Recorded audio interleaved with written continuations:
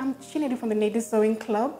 Welcome to Stitched. Sewing is a truly beautiful skill and I would love to help you get started. So to me, sewing is beautiful for three special reasons. One, creativity. It enables you to discover your creative side. You're able to create garments that reflect your own unique personal style. Two, economy. It's so wonderful how much money you're able to save when you make your own clothes. Fabric and sewing notions are pretty affordable. And three, opportunity. Given the right mindset, one is able to make a hobby transition into a thriving business venture. So are you convinced? Here's what you need.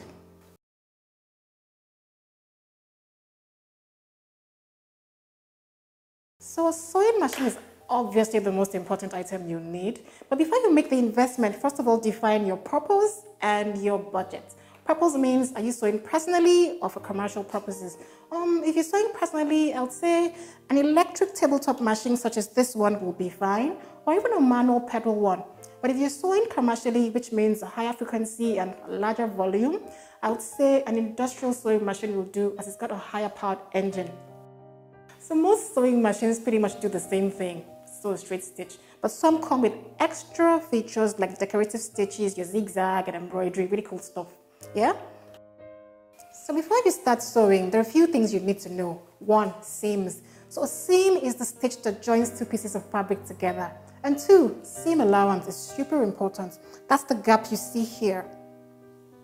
So you'll be sewing along the guidelines here, but there's allowance here. That's the area where you'll be doing your finishing, which is really important. So I'd say in terms of how much allowance you need to leave, about 1/4 inch for necklines and armholes, and 1/2 inch for the side seams, and say 1 inch for the center back when you have to put a zipper. So when joining two pieces of fabric together, such as this, you put them together. This is your right side, and that's your wrong side. You align them carefully, and if you like, which is really important anyway, you could pin them together so that the stitch is more stable, like so. So once you're done pinning, you're ready to stitch. Don't be nervous if your stitch is not straight at first. I mean, these things come with practice, but I'll show you a little trick that will help straighten your stitch a little bit. So here's it. So once you're done pinning the machine, I put this on the outside and I put another color in the bobbin so you can see the contrast. You can see, I just cut this down a little bit. It's too long. Always put the two behind you, right? Good. So here's the trick I want to show you.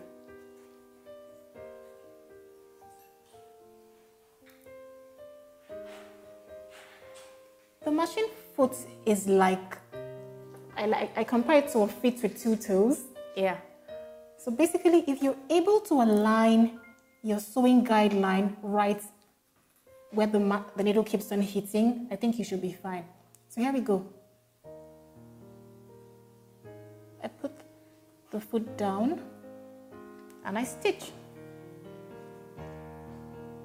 So before you start, you sew a few stitches like so. Do a lock stitch to lock in your stitch and you're good to go.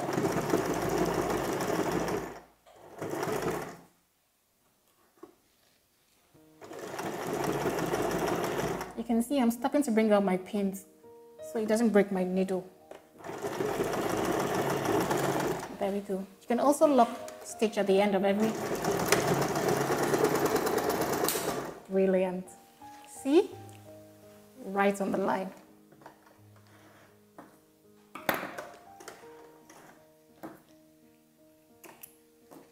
So I want to show you something.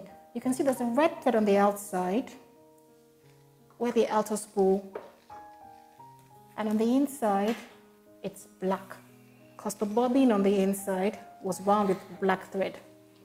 So you can see that's your seam on the right side of the fabric, and on the inside you can see the visible stitch and your seam allowance. Brilliant.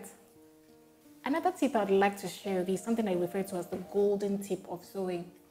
After sewing your stitch, it's very, very important that you press open your seams, like so.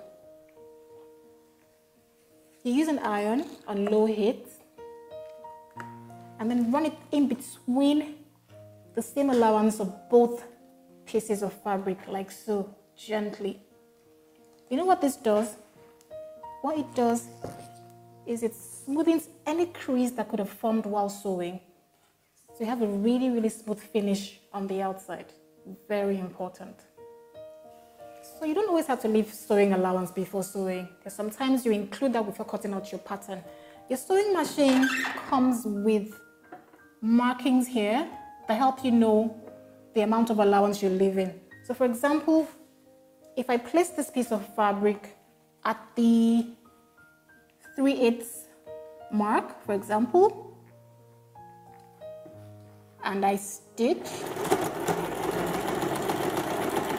ensuring that the edge stays at the 3/8 mark.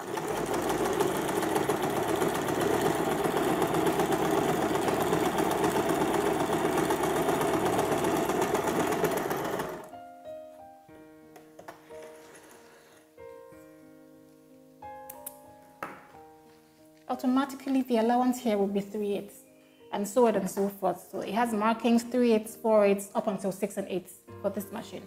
So that's really easy, an easy thing to do. Your sewing skills would improve as you practice. Don't be afraid to make mistakes, as you would learn from them.